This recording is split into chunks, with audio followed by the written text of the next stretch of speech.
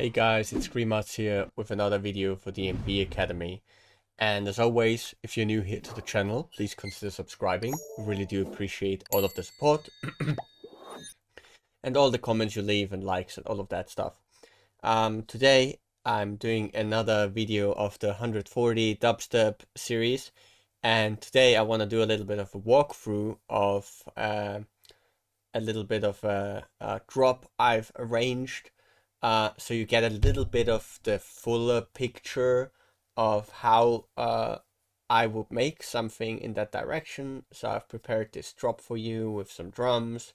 And I'm gonna explain to you why I've added each element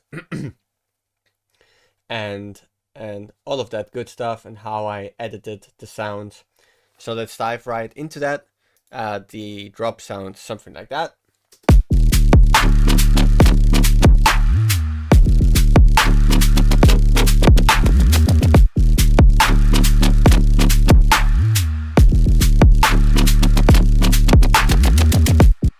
So pretty solid sounding, and the main driving factor is this bass right here.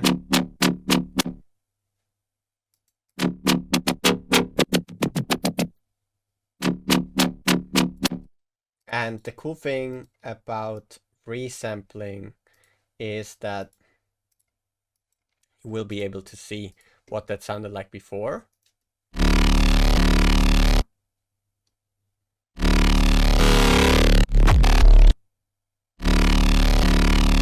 So this is just a bass I've made that was more meant for like dark Nero-ish stuff, but it kind of shows what you can do with any sound to make it fit any genre really. And what I wanted is a more stripped back, more groovy version of a sound.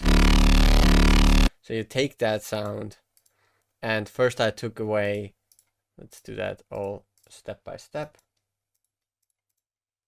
First I took away the sub because I knew I wanted to replace it with with a sub underneath it, or actually not replace it but play with the back and forth of this mid bass and the sub. So I took out this thing here. I have a utility on there that I don't need right now, and then I put some texture on it. Right now it doesn't find the file, but it still sounds okay. It just uses the main noise. And what's so cool about texture is you can basically choose the gate, and that will mean when the sound is coming in. So you can put it at the very top, then it will only fizzle in on the loudest note.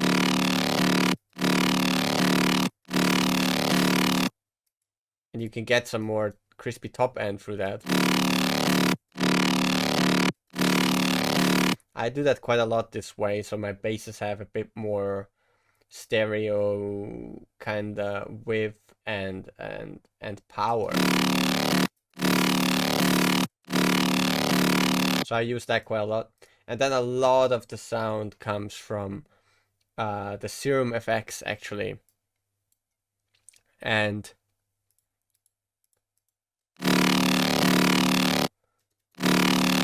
this also adds some noise. Almost don't hear it right now. But a lot of the sound comes from here. Some of it through the hyperdimension. Just makes it a bit more stereo. Then some compression.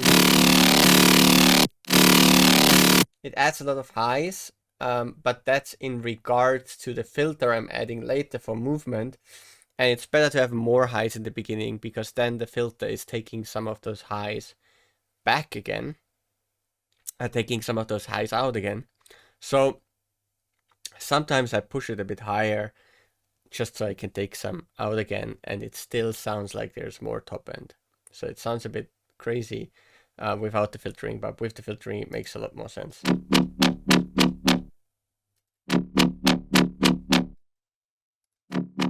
See, now it just has less power, but with the highs, even though I'm cutting them, some of them still come through. So it's actually becoming more powerful if I turn them up. And then the next stuff is convolution, which is not doing anything right now.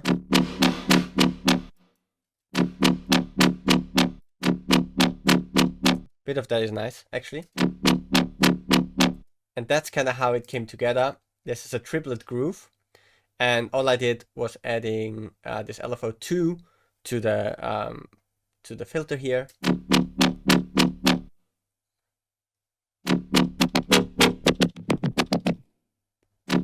And then the movement comes by automating that LFO.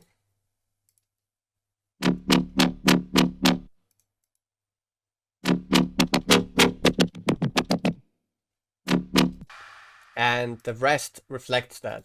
So the next step is the sub.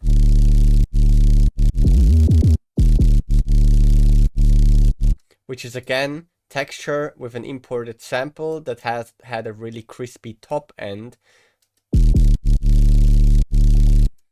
So that's how it sounds without it. And that's how it sounds with some Foley crispy tops. You hear that quite a lot in my music, this type of sound. And then I actually EQ'd that beforehand because it had a lot of mids.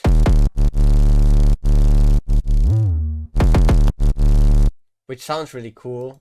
Might as well check how it sounds with that on.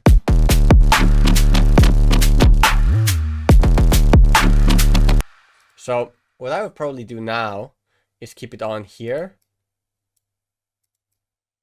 And every time the mid bass comes in, take it off, right? Makes the most sense. Because all those mids are too crazy for the mid bass and they're kind of clashing. That's why I did that. But you could do it like that. The other way around, actually. Damn.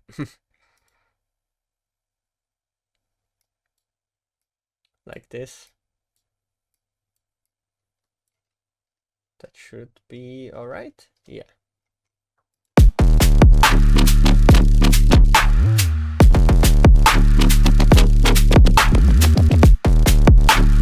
Yeah, that sounds pretty cool.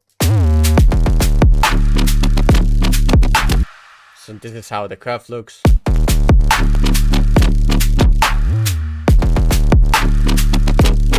So it's just cutting everything out. And that's a very similar to a preset we've made before for our sub. Again, this has some harmonics here. It's an analog B design. And then in the matrix, we can see that there is a coarse pitch on LFO1 and it's just going down. That's how 808s are made, basically.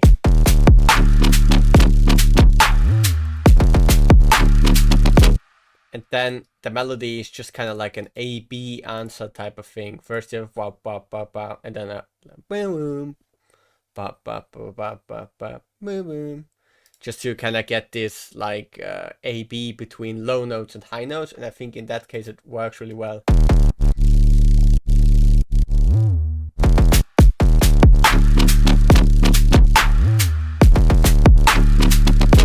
And yeah, the sidechain is now off.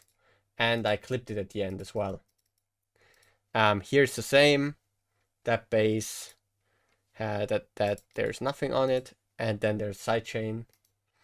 And then I should probably still clip this channel as well.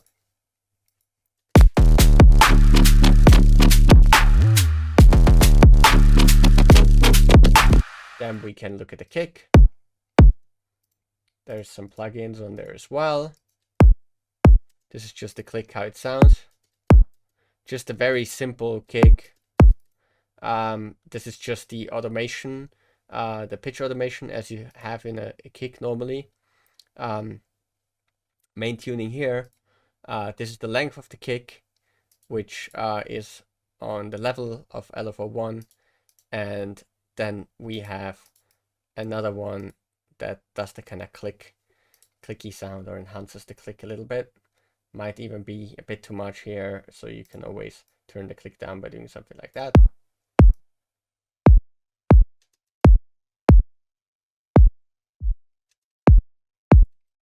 And then I added some glue compression. I'm really a fan of this glue compressor. It also exists for It's from Cytomic. You can get this standalone for any DAW. Just makes everything loud and fat and a bit distorted, and I like that sound a lot. And then I put some slap on there.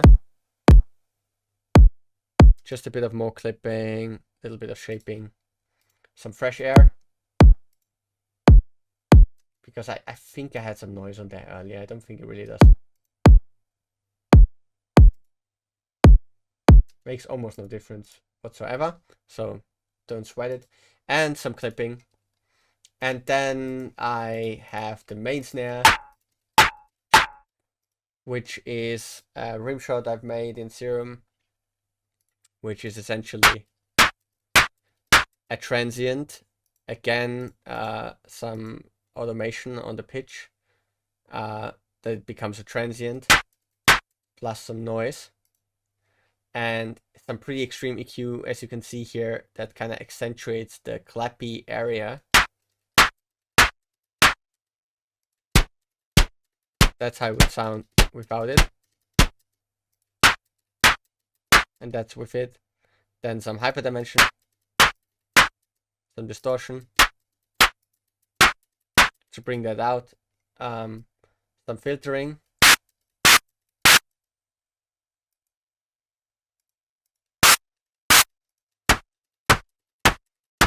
and some more extreme EQ just to get those clappy frequencies out. Then I added just kind of like upper harmonic, and then some vinyl crackle that kind of gives it some more clappy character as well. So that's the main snare, and it's layered with basically a crunchy noise.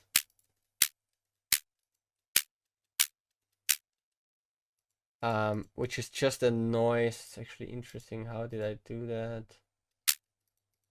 Yeah, with a lot of distortion, sub that goes into the noise, heavily distorted, and then I cut the bass out and add a little bit of reverb, a little bit of dimension, and then I panned them 20 right and 20 left. Then I added a clap sample with a huge amount of reverb, and add another sample for depth, and that's how it sounds.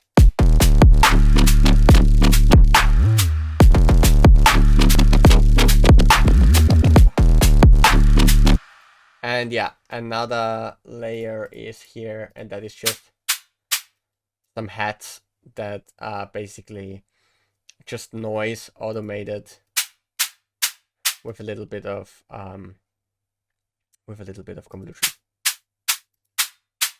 and that gives it a hi-hat character. And there's an automation at the end, makes it more into a shaker. Yeah, hope that gave you some insight on how I made some 140 sounds. And yeah, see you in the next video. Peace out.